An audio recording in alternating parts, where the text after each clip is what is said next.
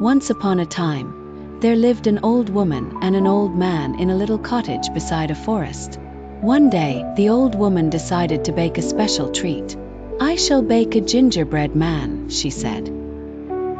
She mixed flour, sugar, ginger, and butter to make the dough, rolled it flat, and cut out a little man. She added raisins for eyes and a cherry for a mouth. Then she popped him into the oven to bake. After a while, she opened the oven door, and out jumped the gingerbread man. He was full of energy and ran straight out of the door, saying, "Run, run as fast as you can. You can't catch me, I'm the gingerbread man." The old woman and the old man ran after him, but the gingerbread man was too quick. He dashed through the garden laughing, "You can't catch me, I'm the gingerbread man." As he ran, he met a cow. "Stop, little man," mooed the cow. "I want to eat you." But the gingerbread man just laughed and said, "I have run away from an old woman and an old man, and I can run away from you." Next he met a horse. "Stop, little man," neighed the horse. "I want to eat you." But the gingerbread man just laughed and said, "I have run away from an old woman and an old man and a cow, and I can run away from you." Then he came across a sly fox by the river. The sly fox was very cunning and thought of a plan to catch the gingerbread man. He said, "I don't want to eat you. I want to help you cross the river. Jump on my tail and I'll carry you across." The gingerbread man, eager to cross, agreed and jumped on. Soon the fox said, "I'm sinking a bit. Jump onto my back." The gingerbread man moved closer, and the fox continued to wade into the deeper water. "I'm sinking a bit more," said the fox. "Jump onto my nose." Finally, as they reached the middle of the river, the fox flipped the gingerbread man into the air and snapped him up in one gulp. And that was the end of the gingerbread man. He was fast, but the sly fox was faster. And the gingerbread man learned, far too late, that being clever was just as important as being fast. In a peaceful meadow where the sun always seemed to shine, there lived a little ant named Andy and a lizard called Leo. Andy was known for his diligence, always collecting food for the winter with his fellow ants. Leo, on the other hand, was known for his laid-back attitude, often seen basking on warm rocks and enjoying the sunny days. One day, while Andy was busy gathering crumbs near a picnic spot, Leo strolled over, yawning lazily. "Good morning, Andy. Why you work so hard every day, my friend? Relax. Enjoy the sun the way I do," Leo suggested, slumping onto a nearby stone. Andy paused and looked up at Leo. "Oh, Leo, there's a time for everything. Now is the time to gather food because the winter will come sooner than you think, and there might not be sunny days like today for a long while." "Winter, schminter," scoffed Leo, flicking his tail. "That's ages away. Why worry about it now?" Andy shrugged and went back to work, determined to prepare for the upcoming months. Leo, convinced of his relaxed philosophy, continued to enjoy his untroubled life. Days turned into weeks, and autumn cast its golden-orange hue over the meadow. Leo noticed the cooler air and watched as the trees began to shed their leaves. Andy's anthill was now bustling with activity as the ants stored their collected treasures. One chilly morning, Leo found himself shivering. The sun was hidden behind clouds, and finding food was becoming difficult. Hungry and cold, he wandered over to Andy's anthill. "Andy, my friend," Leo called out, his voice trembling with the cold. "May I share some of your food? I didn't prepare for the cold like you did." Andy, ever the kind-hearted ant, considered Leo's plight. "I cannot give you our winter food, for it would endanger my colony, but I will share some advice. Work with us for some days, and I'll show you how we find the little things to survive." Grateful and wiser, Leo agreed. He helped the ants find food hidden under fallen leaves and learned the importance of preparation and teamwork. His sunny demeanor now infused with responsibility, Leo vowed never to be caught unprepared again. And thus, the meadow continued to thrive, teaching us all the value of hard work, preparation, and kindness. In the small town of Tinkertown lived a shoemaker called Mr. Cobbler. He was very skilled at making shoes, but his shop was old and dusty, and not many people visited. One sunny day, when the birds chirped and the sky was brilliantly blue, a young boy named Elvis wandered into Mr. Cobbler's shop. Elvis was curious and loved hearing stories. He heard from his grandmother that Mr. Cobbler was once a famous shoemaker. "Hello, Mr. Cobbler," Elvis said, his eyes wide with wonder as he gazed at the tools and leather pieces scattered around. "Do you make magical shoes?" Mr. Cobbler chuckled softly. "Not magical, my young friend, but every pair has its own special story."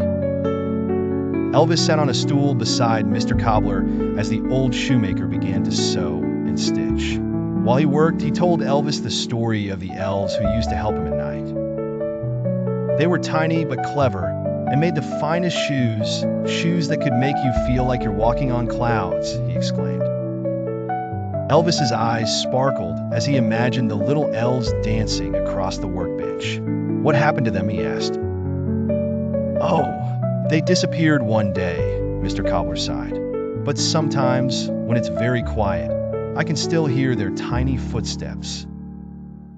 Elvis loved the tales and asked if he could visit again. Mr. Cobbler nodded, happy to have found a curious friend in Elvis. Together, they laughed and created stories, filling the dusty shop with fun and a new sparkle. From that day on, Elvis visited Mr. Cobbler often, and the little shop was filled with joy and new shoes. And if you ever find yourself in Tinkertown, listen closely at night. You might just hear the soft patter of little elven feet, for the magic of friendship is truly everywhere. Once upon a time, in the heart of the African savannah, there lived a pride of lions ruled by the wise and noble Mufasa. Mufasa was not just a king. He was a father to young Simba, a curious and adventurous lion cub. Mufasa often took Simba on walks across the endless plains, teaching him about the circle of life, the delicate balance between every creature. One golden morning, Mufasa decided it was time for Simba to see the boundaries of their kingdom. "Remember, Simba," Mufasa said with a deep, reassuring voice. "Everything the light touches is our kingdom." Excited by the prospect of adventure, Simba trotted alongside his father, eager to see the vast lands. They first visited the Pride Rock, where they could see the sun rise and set over all that Mufasa ruled. It was here that Mufasa's wisdom shone brightly. He taught Simba about responsibility and respect. As they journeyed further, they reached the dark, shadowy place behind the elephant graveyard, a land Mufasa had forbidden Simba to go alone. Curious yet cautious, Simba listened as Mufasa explained why some places are dangerous. Their journey was not just about seeing sights. It was filled with life lessons. They encountered friendly creatures like Zazu, the chatty hornbill who always had an eye on things, and Rafiki, the wise baboon. Later, they paused by the tranquil watering hole, where Mufasa explained the interconnectedness of life. "We are all connected in the great circle of life," he said, pointing out how the animals around them played a part in the balance of their world. As the day drew to a close, Simba, tired but filled with new understanding, lay beside Mufasa atop Pride Rock. The stars twinkled above, and Mufasa shared tales of the great kings of the past who watched over them. With this journey, Simba not only discovered the majestic lands that would one day be his, but he also learned invaluable lessons about leadership, courage, and compassion. Under the guidance of his father, Simba's heart and spirit were nurtured. Once upon a time, in a small cottage on the edge of a deep, dark forest, lived a poor woodcutter with his two children, Hansel and Gretel. Times were hard, and there was hardly enough food to go around. Their stepmother, worried about surviving the upcoming winter, convinced the woodcutter to abandon Hansel and Gretel in the forest so they would have 2 fewer mouths to feed. One night, as their parents whispered about the plan, Hansel overheard. Being clever, he gathered white pebbles by the light of the moon and filled his pockets. The next day, as their parents led them deep into the woods, Hansel dropped the stones along the path. Once their parents left them alone, Hansel and Gretel followed the gleaming pebbles back home. The stepmother was furious when they returned and decided to try again. This time, she locked the door so Hansel could not gather stones. Resourceful as ever, Hansel crumbled the bread their mother had given them and sprinkled the crumbs along the path. However, when they tried to retrace their steps, they found that birds had eaten all the crumbs. Hansel and Gretel were lost. After wandering for what seemed like hours, they stumbled upon a marvelous sight. A cottage made entirely of candy, with sugar windows and walls of gingerbread. Their hunger overwhelming their caution, they began to nibble at the house. Suddenly, an old woman emerged, inviting them inside with promises of a delicious feast. Little did they know, the old woman was a wicked witch who lured children into her gingerbread home to eat them. She locked Hansel in a cage to fatten him up and made Gretel her servant. But Gretel was as clever as her brother. One day, as the witch prepared the oven to cook Hansel, she asked Gretel to test if it was hot enough. Pretending ignorance, Gretel asked the witch to demonstrate. As the witch leaned in, Gretel seized her chance and pushed her into the oven, slamming the door shut. Freeing Hansel, they collected precious stones and jewels from the witch's house and made their way home, guided by a duck across a vast lake.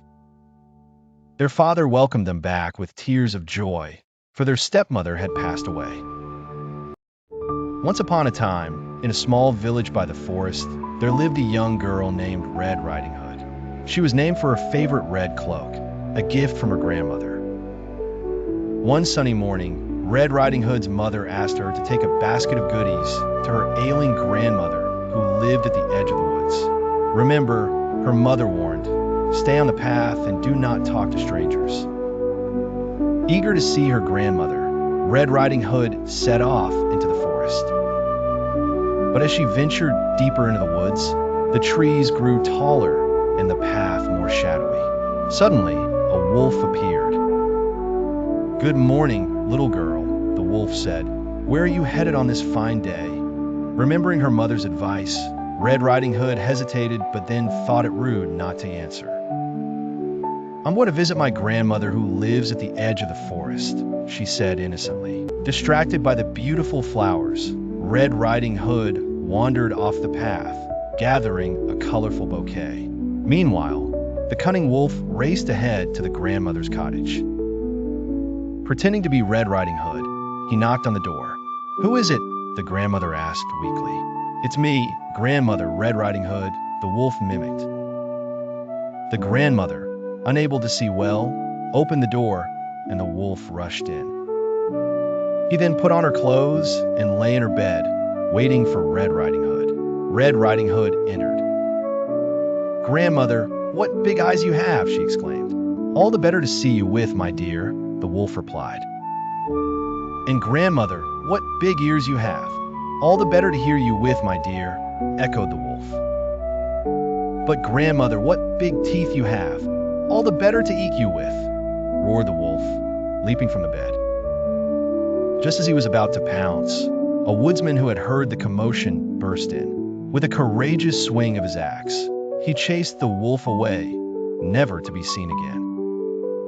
Red Riding Hood learned her lesson and promised never to stray from the path again. In a sunny meadow filled with butterflies and singing birds, a little squirrel named Sammy was on a mission. Sammy wanted to teach his friends the magic of the ABCs. One day, as the sun peeped through the leaves, he gathered his friends, Lucy the lamb, Benny the bear, and Daisy the duck, for an adventure in learning. "Why do we need to learn these letters?" Lucy asked, her fluffy ears twitching curiously. Sammy, with his bushy tail full of enthusiasm, replied. Each letter has a sound, and together they help us say words, just like how we share our names. Benny, scratching his furry chin, added, "But how do we remember them all? There are so many." Daisy quacked joyfully. "Maybe we can make a song. A song is easy to remember and fun to sing." With a nod of agreement, Sammy led the group in a cheerful tune. A, B, C, D, E, F, G. They began, their voices blending with the whispers of the wind. As they danced and sang, their voices harmonized with the breeze, each note bringing a new letter into their hearts. Lucy, who leapt happily in the air, shouted, "HIJKLMNOP." Not to be outdone, Benny swung around a tree, chortling QRSTUV. The song grew louder and more jubilant, with Daisy flapping her wings to the rhythm, chirping W, X, Y, and Z. As their song echoed through the meadow, a rainbow appeared, its colors dancing to the melody of learning they had created. The animals sat beneath it, panting but exhilarated. Sammy, breathless but beaming, declared, "Now we know our ABCs. Next time, won't you sing with me?" From that day on, Louise, Benny, and Daisy could be heard singing their ABC song. Their laughter and letters united them in friendship and joy. They realized that with each letter, new wonders were waiting to be discovered, and their small world in the meadow seemed to expand with every note. And so, the ABCs weren't just letters for them anymore. They became a melody of curiosity and camaraderie, forever cherished in their hearts.